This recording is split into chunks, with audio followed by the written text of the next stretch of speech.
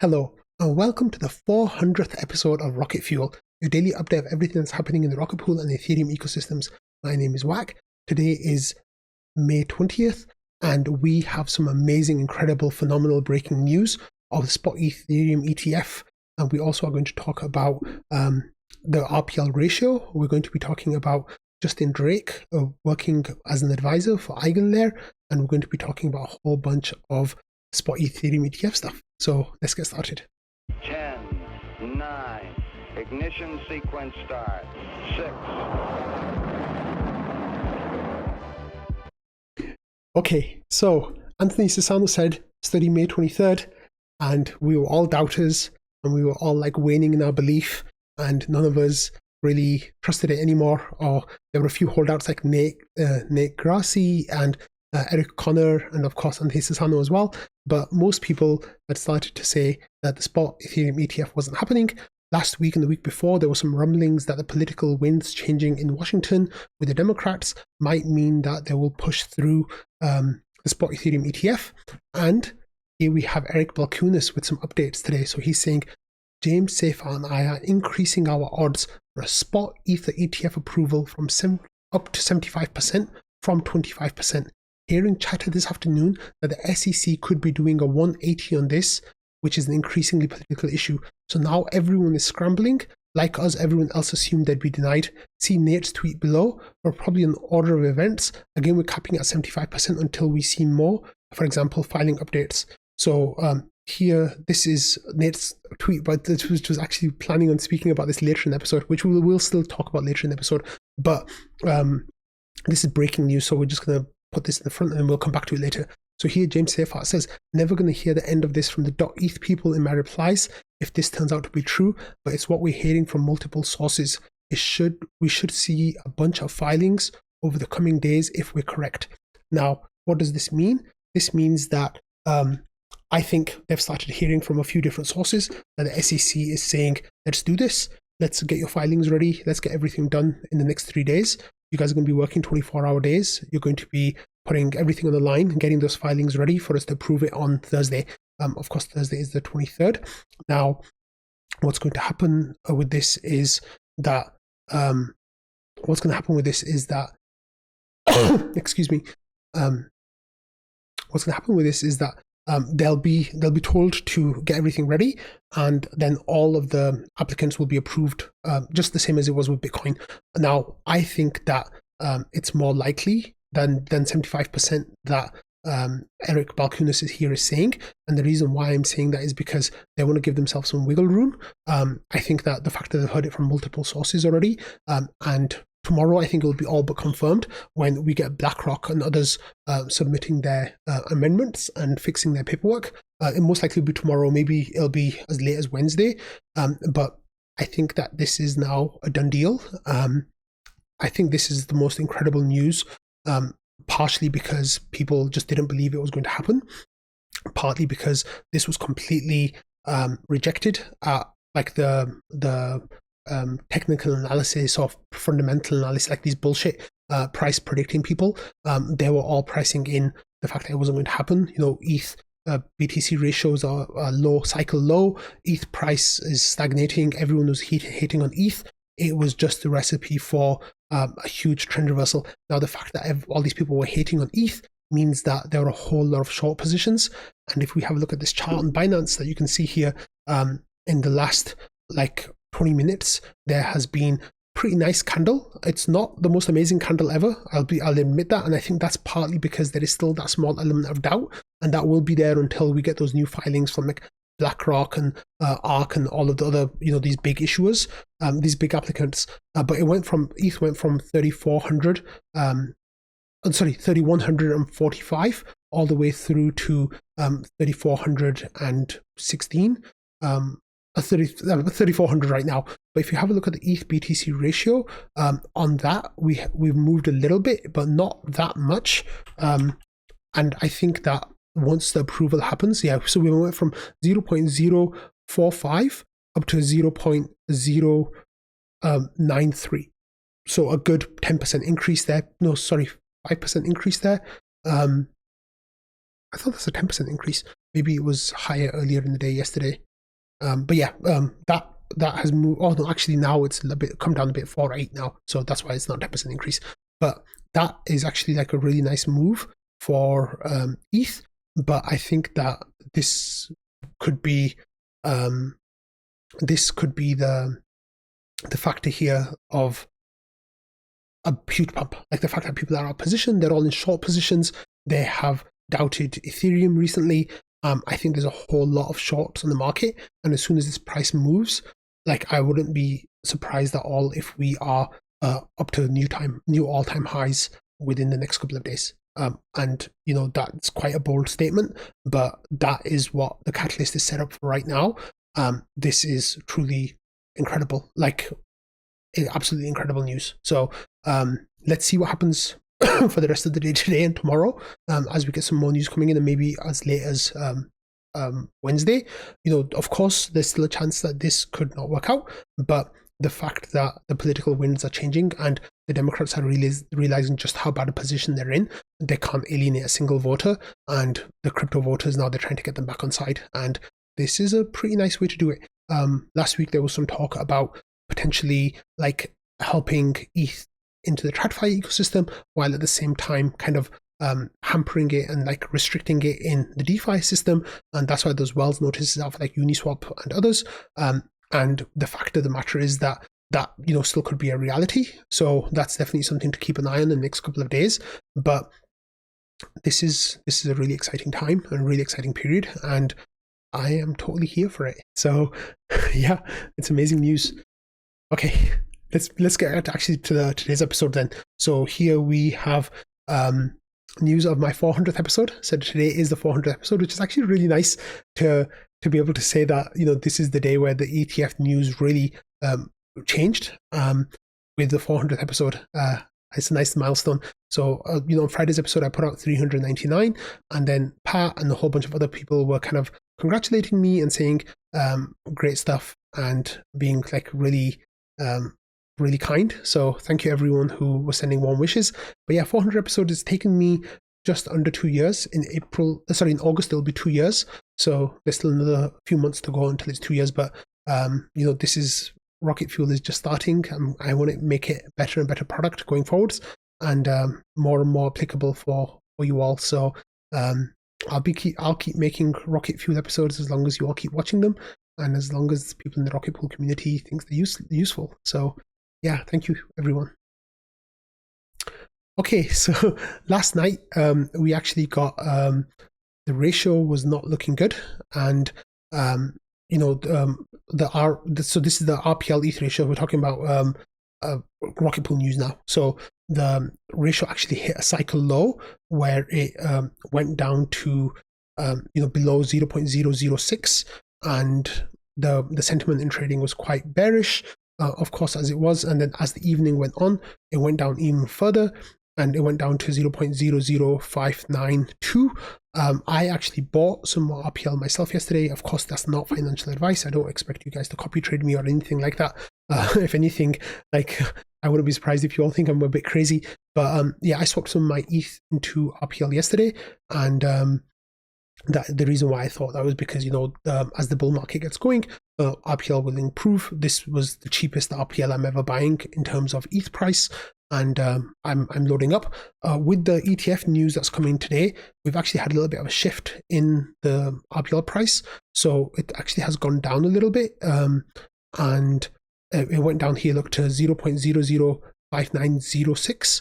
So it's gone down a tiny bit. It actually gone up since yesterday, since I bought actually, but now because the ETH moved quite quickly and RPL hasn't caught up yet, now people are thinking, you know, how's the ETF news going to impact RPL? Well, one interesting thing to keep in mind is look back at the Bitcoin ETF approval. ETH pumped on the Bitcoin ETF approval, and RPL pumped even more than ETH that day. So if that's anything to go by, then of course, as always, you know, this is not financial advice. I'm not telling you to change your allocations or anything like that, but that's what I'm positioning myself for. So yeah. Okay, next we've got this report from Gauntlet here talking about LRTs and LSTs and what kind of risks there might or might not be with those. with a relationship to with EigenLayer. So here Gauntlet says, with LRTs continuing to garner significant adoption, a framework for evaluating risks is paramount for users to understand the market risk landscape for each token. As I said, today we published a blog on LRT market risk as part of our partnership with EigenLayer. Let's dive in. And here they've actually used the RETH example, talking about liquidity, and they're saying liquidity should not be overly concentrated in a single provider. When examining RETH LP concentration in Balancer, we observed that since October, concentration has grown from 30% to 70%.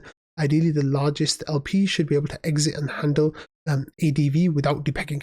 So Balancer is one of the the most liquid pools for Rocket Pool, and that's because the IMC has such a great relationship with the people at Balancer, and that's why we're incentivizing, and that's what we are putting money towards. And it kind of makes sense that we've got a good amount of liquidity there, but we've also got liquidity on Uniswap through Gamma and a whole bunch of layer 2s as well.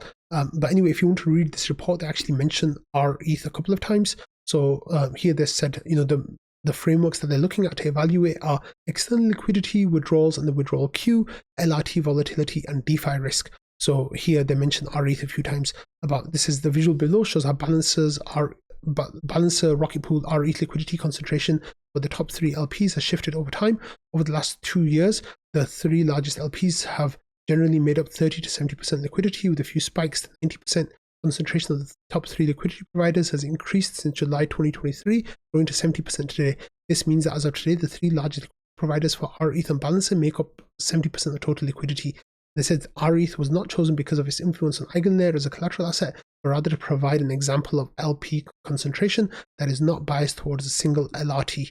So they're just using that as an example. But you can go and read that report if you want to get more information out of that. Okay, next we have news of a new update from D. McCartney, and this is an update to Rocket Sweep, the app that he runs. And he says, I'm pushing the update to Rocket Sweep. The reward intervals show projected estimates for the current interval instead of just the thus far smoothing and RPL rewards. So this is actually a nice little change that a lot of people wanted to see, because they want to get a better idea of what their rewards are going to look like going forwards, like the next rewards period. I think there's still some question marks, and people don't know how to calculate their rewards or what to expect, since RPIP 30 has started to be implemented, and now that we're nearly at the 6th period for that. So it's really nice that D.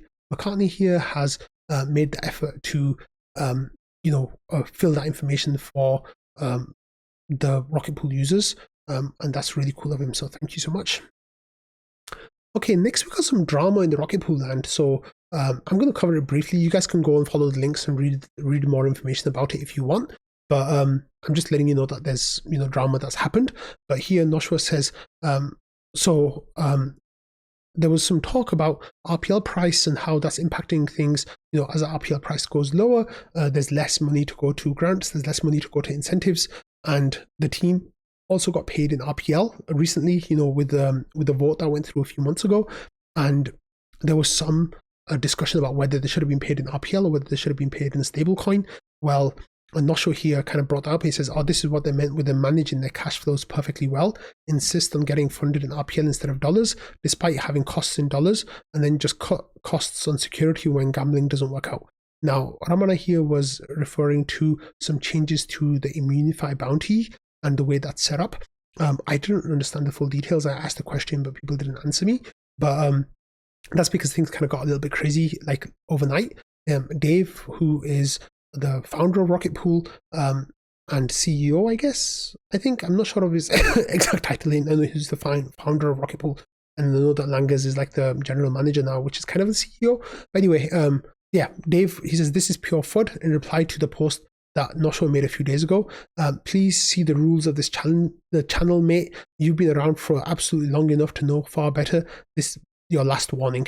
So Val then started saying that it's factual that denominating some or all of the team funding in USD would have been more predictable, and in this case higher. It's also factual that bounty details changed. The relationship between the two is indeed an opinion with very incomplete info, as the team doesn't have a budget they publish, etc. It says doesn't rise to the top 50 FUD in this channel for an average week, in my opinion. Anyway, this started a whole back and forth between Dave and Langas and Noshua and some other community members asking some questions. I here asked how did Immunify change, but nobody replied to me because they were kind of back and forth arguing. And I'm not going to go into it. You can go and read the whole discussion, like I'm scrolling through on the screen. But what I'm saying here is that there were some interesting perspectives shared.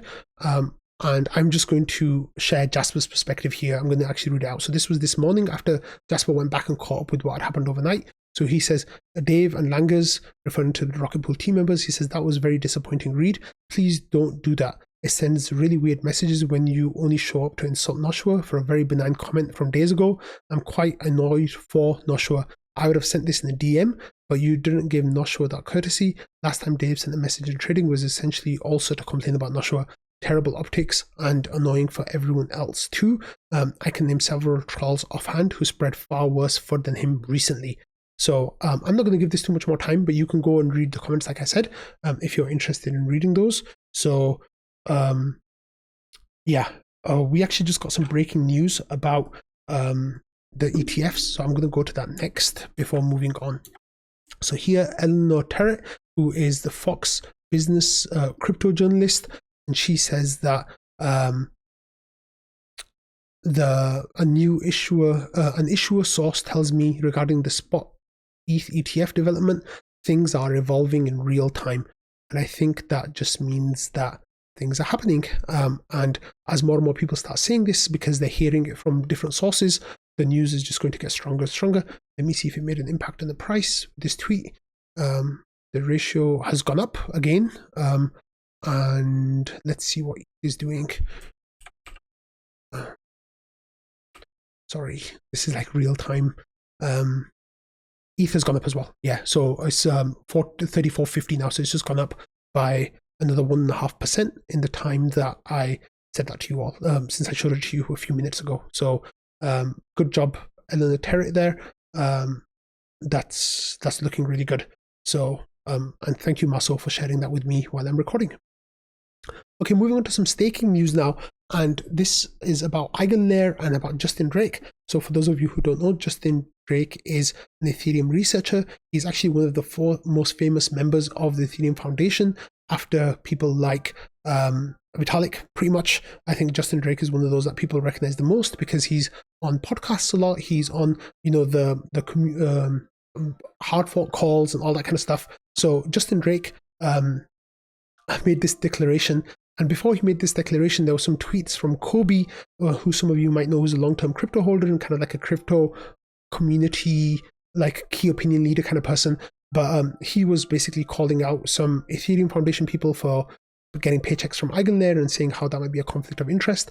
Well, Justin Drake came out and made this declaration, the disclosure, a little while afterwards, saying, I recently became an advisor to the EigenFoundation. I feel the community deserves the transparency, so here's an extended disclosure.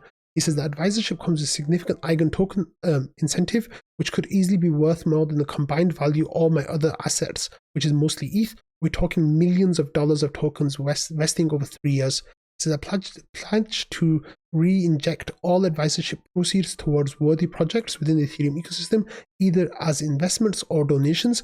I also stand ready to end the advisorship at any time, e.g. should EigenLayer go in the direction I deem to be against Ethereum interests. He said, I'm picky with advisorships, having turned down over 100 so far. I don't accept the EigenFoundation advisorship lightly. Sriram first talked about an advisorship in March 2023, and the whole process took discussions over 1 year. And then he says the advisorship happened on the condition that my mandate be limited to research restaking risks and that I not be included on marketing material. Given my focus on restaking risks, you can expect my default public stance to continue to lean critical of EigenLayer. I will try to make my criticism constructive, advocating for mitigations to risks like the erosion of solo validators and the intersubjective overloading of Ethereum consensus. By being an advisor, I hope to have a front row seat to the restaking issues and steer EigenLayer from within. As a researcher, I feel I do too little too late with regard to liquid staking. I did too little too late with regard to liquid staking. This is an opportunity to not repeat the same mistake with restaking. Competing restaking platforms provide healthy diversity, and I will gladly share insights and bounce ideas with competitors like Karak and Symbiotic. Karak is a standalone project. Symbiotic is the one that's coming out of Lido funding. Lido adjacent funding. And there's also, of course, the Nectar coming out of the Diva ecosystem. Then Justin goes on to say, some people may ask if EigenLayer is trying to systematically bribe or corrupt the Ethereum Foundation. Nowadays, the Ethereum Foundation, large organization with 300 plus people. To my knowledge, 3 Ethereum Foundation people have formal relationship with EigenLayer entities, 1 as an early EigenLabs investor, and 2 as recent EigenFoundation advisors. Ethereum Foundation people are some of the highest integrity people I know, and I don't see the 1% of EFers formerly involved with EigenLayer as compromising their morals.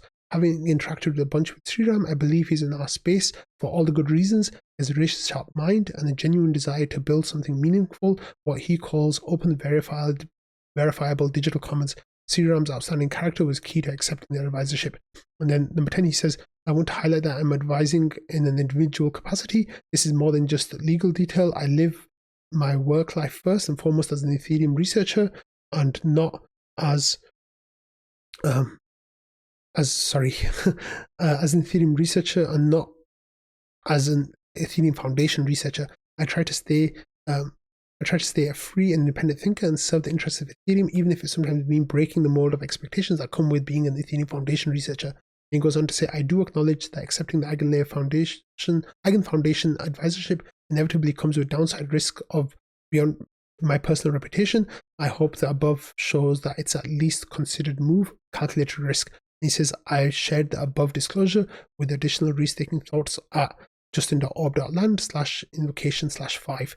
So here he says extended the disclosure with more dates and context. So he says April 15th, the advisorship was signed. April 29th, the EigenFoundation was announced as an entity. May 3rd, advisorship is revealed publicly on Orbland. And then May 12th, the Orb owner asks again in Orb Invocation 5 for my thoughts on EigenLayer. It says May 19th, just before the 7-day deadline of Orb Invocation number 5, I responded with the extended disclosure and shared it on Twitter.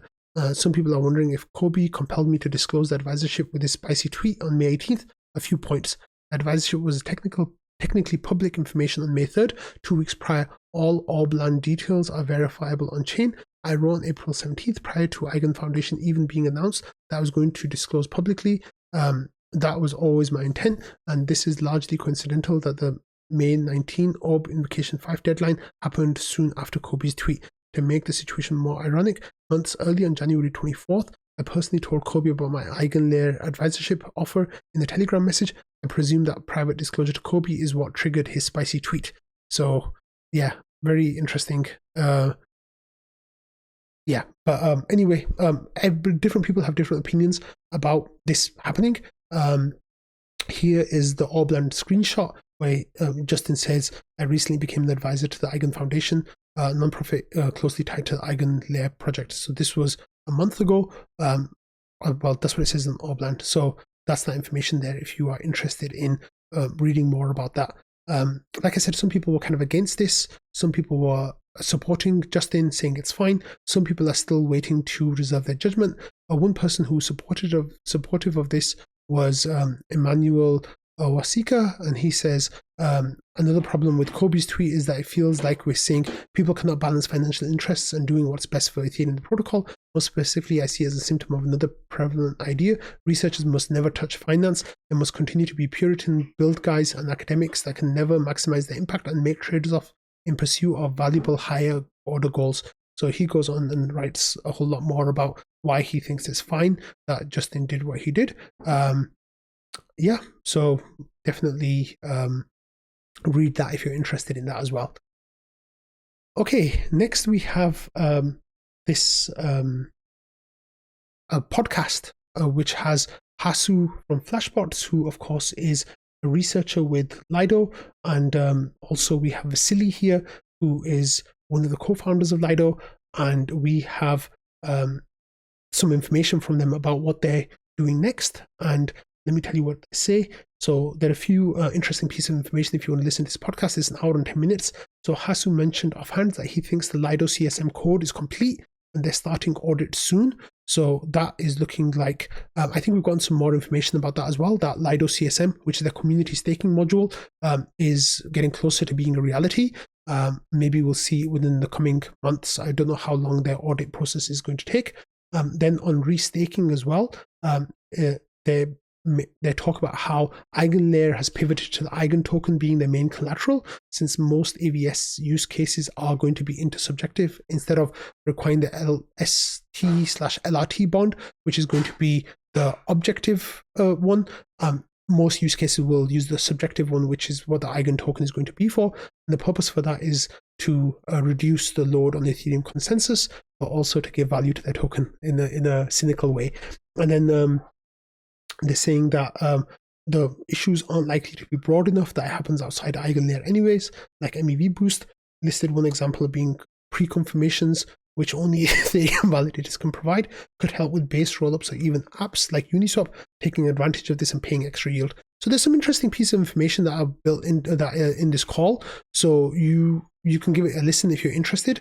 But these are two people who are at the lead of liquid staking and also some Ethereum research. So if you're curious about that, go and give it a listen. Okay, next we have this bot output that came up on the Rocket Pool Discord, and it says there was a large withdrawal of STETH from Lido, and this is from PuffETH. So PuffETH, of course, are doing their vampire attack on Lido. They accepted a whole lot of STETH into their protocol, and now they are in the process of removing the STETH and changing it to PuffETH, which is their liquid staking, or their liquid restaking token.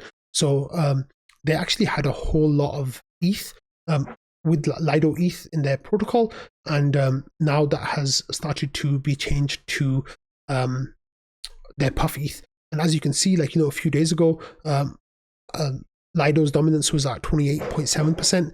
Since then, it's kind of been trending downwards, and it is now at 28.29%. So if you're interested in seeing what the Lido dominance is looking like every day, there is an update coming from this Lido dominance bot, and it is it looks pretty good. That's the right direction it's heading in. Sadly, the protocols that it's going to, I don't know, you might accuse me of saying this is COP because I'm a rocket pooler, obviously, but it seems like these LRT projects aren't as decentralized as they should be. However, I've been hearing some tidbits that Puffer are going max decentralization soon, and they've got some ideas coming out about being a node operator with Puffer and some of the advantages that you might get with that, but potentially also some of the drawbacks. And we'll be talking about that once they release some of their documents. Okay, talking about liquid staking and liquid restaking protocols, here we have some news out of Diva/Nectar.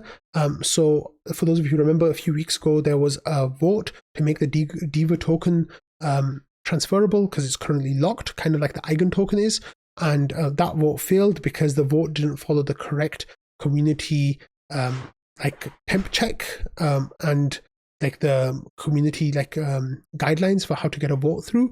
Now with there's been a new vote that's come online, and this is put forward by Pablo, who you might know as Miko, in the Rocket Pool Discord, and he is asking for the community to discuss Diva transferability.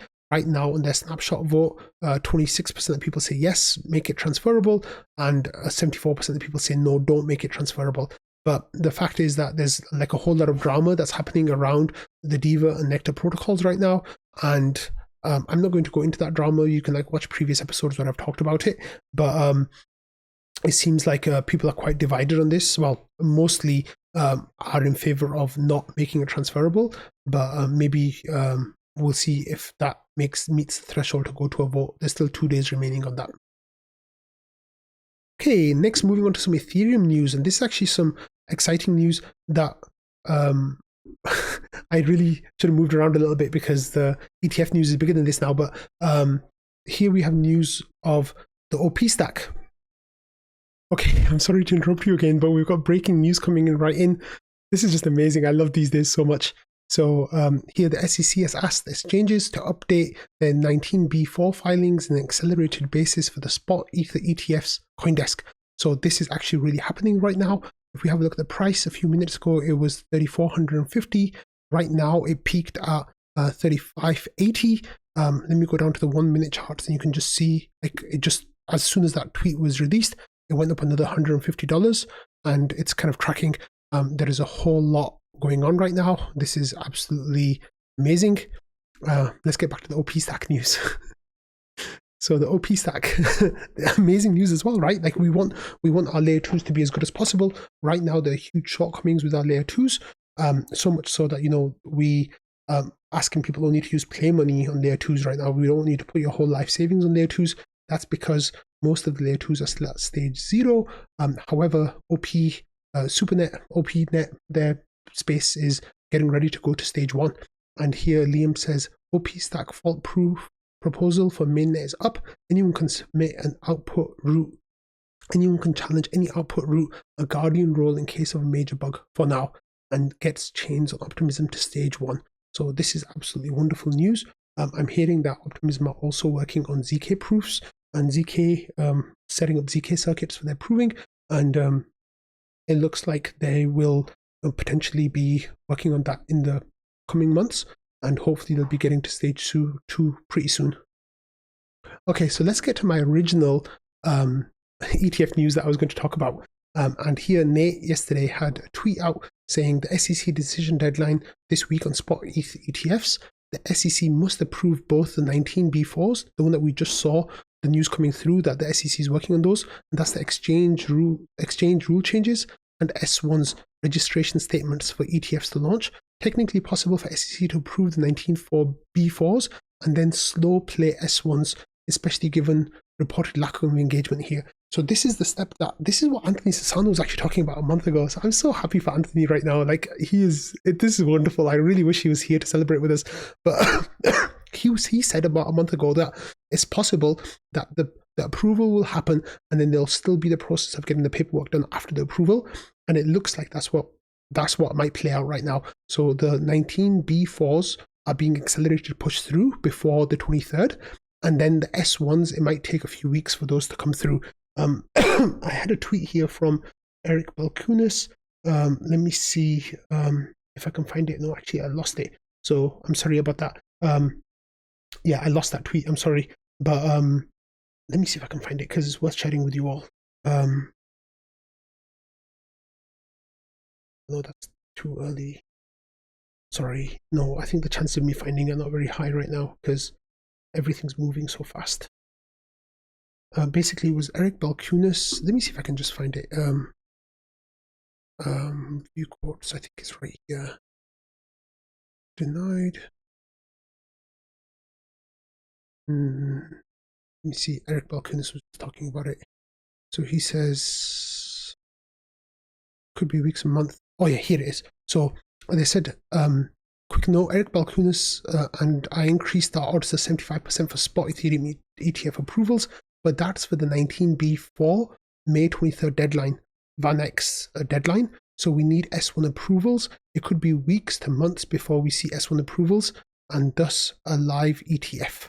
So this is in reference to Nate's tweet from yesterday. And then James says that, that said, if we're correct and we see these theoretical approvals later this week, it should mean that the S1 approvals are a matter of when and not if. So it might be weeks or months potentially before all that happens, but it's looking like that is the path that it's going to take. And I've said it so many times, but like Anthony Sassano, man, like take my cap off to you. Like you called it. Like, a lot of people are just like, oh, what does Anthony know? He's just some ETH bull. Like, it's making horrible insinuations about his like judgment. And it looks like it's going to play out exactly like he predicted a month ago. So fucking wonderful. I'm so happy. This is really, really great stuff. Okay, so this is a reply to what Nate was saying yesterday. And here we have Gronky.eth saying the SEC is reviewing applications for Ethereum-based exchange-traded funds, which are a type of investment fund that hosts blah, blah, blah. And then here's the main thing, the 19.4Bs. This refers to the filing that national securities exchanges like the New York Stock Exchange or NASDAQ submits to the SEC when they want to change rules or introduce new products. In the case of Ethereum ETFs, the exchanges need SEC approval on these filings to list the ETFs. This is essentially the exchange asking for permission to add these new Ethereum products to their trading platforms. So that is what needs to happen before Thursday. And then the S1, this is the initial registration form required for new securities offered into public that provides the SEC and potential investors with detailed information about the company's business operations, financial conditions, and management. For ETFs, this document will detail the structure of the fund, its management, and how it intends to replicate the performance of Ethereum. So that is basically, you need both of them here, as Gronky explains, to be sold to the public, but there's a statutory time frame that they can extend, and then that's for the making the 19B4 filings. And then it technically allows the ETFs to be listed on exchanges, but without the approval of the S1s, it can't be sold. So then that's the situation there, is that it might get the 19B4 approval, and then the S1s will come in the days and weeks ahead. So this is amazing news, absolutely wonderful news. And I'm sure that you can tell that I'm pretty excited. Okay, and then like earlier today, this story broke of Promethean launching their Ethereum custody, and they're treating Ether as a commodity, as a security, not a commodity. And people this morning were kind of upset, and they're like kind of disheartened, thinking that this was a signal that, you know, the SEC is going to go towards the Ether security route, and they're basically going to deny the ETFs while also building up this Promethean who has lots of question marks around it. But maybe this is a peripheral now. I guess we'll get some more details in the days to come. But you can read this article. It basically talks about how Promethean is getting regulatory clarity where everyone else hasn't. Okay, next we've got this update from Brian Watkins, and he says that stablecoins are the biggest secular trend in crypto economy next to Bitcoin, yet few here talked about them due to limited ability to speculate on their growth. Nearly every stablecoin metric is an all-time high. So here we have information about stablecoins and how they're used, and of course Ethereum is by far the biggest protocol that has stablecoins on it. Well, actually not by far, like Tron is quite far ahead as well, but we're going to talk about that in a minute. But you can see that Ethereum is the place for stablecoins, and that is where stablecoins live. So it says stablecoins are the most obviously secular trend you can bet on, as always, non-financial advice. So this is actually like tapping into those political news as well now. Like the US needs to sell their debt, and there's not many debt buyers out there. People are kind of moving away from the US dollar in places like China, Brazil, Russia, India, those BRICS countries, and they're de-dollarizing. And this might be one of the last gasps to get trillions of dollars into people's hands all around the world through the form of crypto. So the way that it would work is, USDC, like Circle would deposit US dollars of their customers into treasuries and bonds, and then they would mint USDC, and USDC is semi-permissionless and trustless around the world, and that would go to everyone. And those people in other countries, like in Brazil or South Africa or Germany, and whoever's buying USDC is inadvertently buying US bonds, and it opens up potential for trillions of dollars of market, and would give the US another maybe few years, maybe decade of runtime to get used to like a de-dollarizing world. I think this is actually a pretty big deal that people aren't paying attention to, and it could be one of the reasons why we're seeing these shifts happening this week and last week. Okay, next we had a dumb question, like he calls it a dumb question himself, but we had a question from Nigel Eccles saying that this might be a dumb question, but if an ETH L2 becomes dominant, what's to stop it becoming an L1 to avoid the ETH tax? So the ETH tax, of course, is this idea of paying gas on layer 1, and this hundreds of thousands of dollars, potentially millions of dollars per year. Tim Robinson actually has a really great reply saying, for cost comparison, Base currently pays around $100,000 a year in fees to Ethereum to run their chain. Solana pays $4 billion a year in inflation. So that just tells you, even if the gas prices on ETH go up 1,000 times, it's still way, way, way cheaper to run a layer 2 than to run the layer 1 from scratch. So that actually was a really good reply. I really like that. And good job to Tim Robinson, who's a really cool person.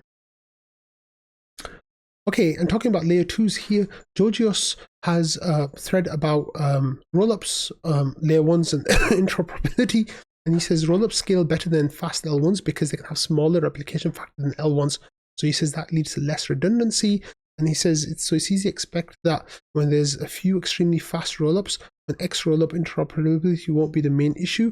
And then there's a long tail of rollups where interop may be harder, yet might not matter as much. Says if you want to interoperate with assets on the layer 1, hint you do, then your system has bridge, where the bridged assets are secured as if they were on the layer 1.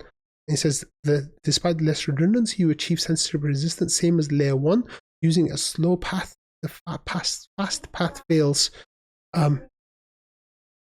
Yeah, so this thread is actually really interesting if you want to learn about what's happening with layer 1s and layer 2s and how they're all going to work together. It's actually like a really smart post, so go give it a read and you'll get a little bit more information there about what Georgios is saying. Okay, so earlier I was talking about stablecoins on Ethereum and right. So Ethereum, everything's on Ethereum. That's what it all comes down to. So stablecoins. Here you have Ryan Beckerman's tweet saying, "Where's the capital in crypto? Mostly on Ethereum." So he has different categories here, such as stablecoins, top 30 tokens on that platform, real-world assets, and NFTs. And if you have a look at Ethereum, you have nearly $100 billion of stablecoins. You also have nearly $100 billion worth of tokens as the top 30 tokens. Then you have, some millions, maybe $1 billion or so of real-world assets. And then you have a few billion of NFTs. Now, if you have a look at the second chain with the most capital on its network, that's Tron, and it has 60 billion in total. And almost all of that is through stablecoins because people use it to transfer USDD and USDT across, developing countries to use it as their bank, basically. Although I think layer 2s are going to start eating Tron space pretty soon. After that, we have Solana with 18.2 billion, which is, 10 times less than Ethereum.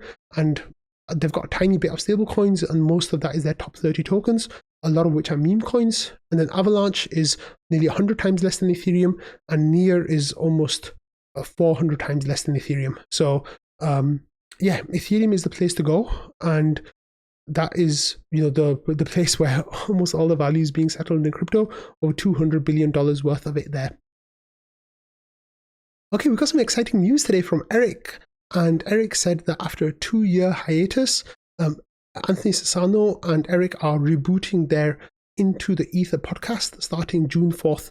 So Into the Ether podcast was great during the last bull market, but I guess Eric kind of got busy. Anthony Sassano started paying more attention to the daily Gwei, and that's the way it worked out. Eric has been on the drive-through episodes with Anthony recently, but I think with this whole talk of trying to get more knowledge out there, trying to get, people like key people in the Ethereum ecosystem, like researchers, developers, also people with key opinion leaders, getting them back onto Twitter, getting them back into the public discourse, it's something that's needed. And I guess Eric kind of heard that and now is bringing back Into the Ether. And Eric, of course, has been around the whole time. He's not gone anywhere, but this is cool that we're getting some more crypto content out, Ethereum-based crypto content, which is absolutely wonderful. Okay, and next we've got some other news, and this is actually related to some politics stuff. So this is what I was kind of talking about earlier. Here, Sheridan Brown, the Democratic chair of the Senate Banking Committee, says Marty Grunberg shouldn't remain as the chair of the FDIC. He doesn't call on Grunberg to resign, but he wants Biden to nominate a new chair. Now, the fact that Sherrod Brown is saying this is actually no small deal. This is actually a huge deal. And because Marty Grunberg was one of the people who was pushing Operation Chalkpoint 2.0, which was, this restriction of crypto in banking and just this whole political movement against crypto. The fact that, quite senior Democrats now coming out and saying that these people should be removed from their positions, possibly is really interesting. Now, they don't actually mention crypto in this for saying, why there should be a new FDIC chair, but the thing is that, this is happening, and it says, we want both parties to put politics aside and join this effort to bring new leadership to the agency to ensure a safe workplace for the women and men who protect our financial system. So I'm not sure what the drama is there, but there might be a crypto reason involved. I'm not sure, and I can't say that for sure. But then Yuga here, Yuga.eth says Congress is now voting on the 5th FIT 21 bill. So this is a crypto bill that's coming up to vote in the House and Senate this week. and it says Coinbase and the crypto industry strongly support it because we need regulatory clarity in America.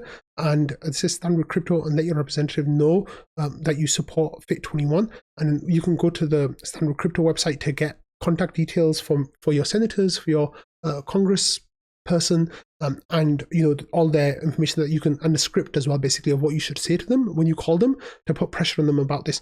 I think this is like a crypto tsunami right now, or Ethereum tsunami even to some extent as well, where we have what we thought was such a dire political situation has actually flipped on its head completely.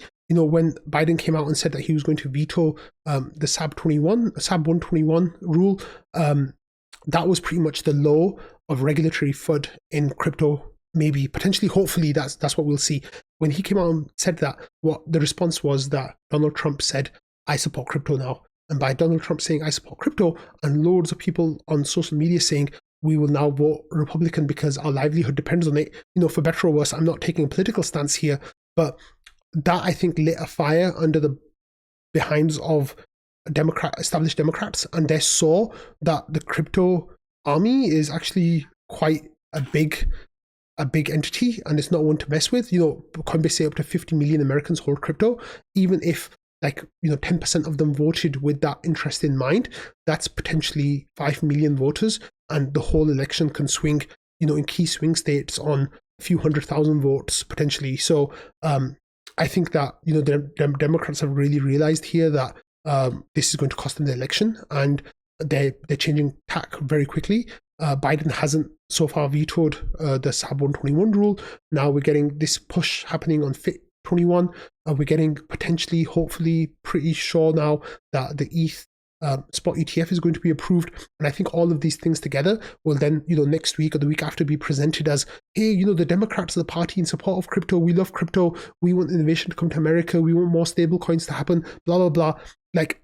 Of course, we know the truth, right? We know how things have been over the last year and a half. But that's the thing of politics, is that these politicians are really good at figuring out where the headwinds are and changing course sometimes, in some cases.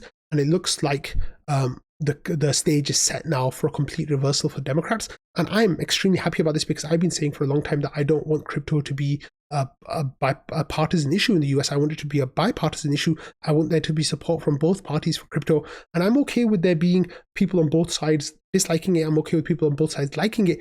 But I think it shouldn't be an issue that is, red or blue. It should be an issue that is pro financial freedom and independence, and whatever. Anyway, I'm rambling a little bit, but this episode honestly has been so exciting for me. I'm sorry that I was distracted a whole bunch of times, but I was reading news breaking as it was coming in, and it's really cool. Let's just have a look at the ETH chart one last time, because it's a nice little dopamine rush. See what it's doing. Oh, it's gone down a little bit, bang on 3,500. So it's just bounced off 3,580, and now it's at 3,500. But that looks really, really, really good when you consider what it's been looking like for the last few weeks.